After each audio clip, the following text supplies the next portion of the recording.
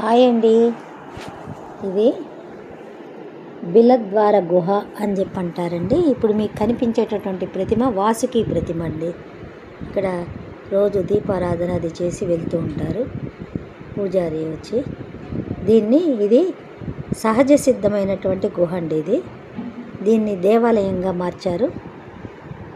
గరుత్మంతుడి నుంచి తనను తాను రక్షించుకోవడానికి సర్పరాజైనటువంటి వాసుకి ఇక్కడ ఆశ్రయం పొందాడు, తలదాచుకున్నాడు. ఇక్కడ తలదాచుకొని తపస్సు చేస్తూ శివుణ్ణి గురించి తపస్సు చేస్తూ ఉన్నాడని చెప్పనని కథనం అండి, చెప్పుకుంటూ ఉంటారు.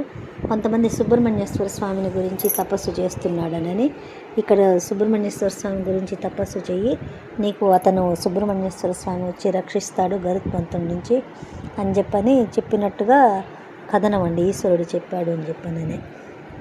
అందుకని ఇక్కడ సుబ్రహ్మణ్యేశ్వర స్వామి వచ్చే వరకు ఇక్కడ ఈ యొక్క గుహలో సర్పరాజు వాసుకి ఇక్కడ తపస్సు చేస్తూ ఉన్నాడు.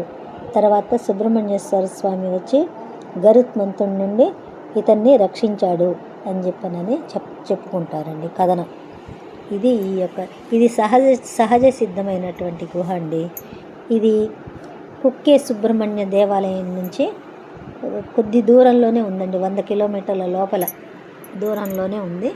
దర్శించదగినటువంటి గుహ అండి. ఇది ఖచ్చితంగా చూడాల్సినటువంటి గుహ. చాలా బాగుంది.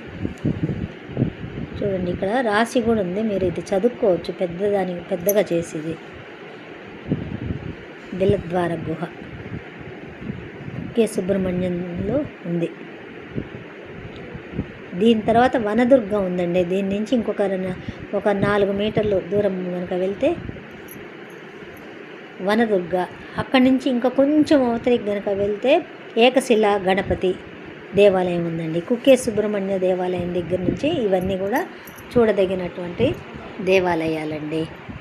ఇది కుక్కే సుబ్రహ్మణ్యం నుంచి గుహ, బిలద్వార గుహ యొక్క చరిత్ర. చూశారు కదా, వెనకనే పార్కు కూడా ఉందండి. ఓకే అండి.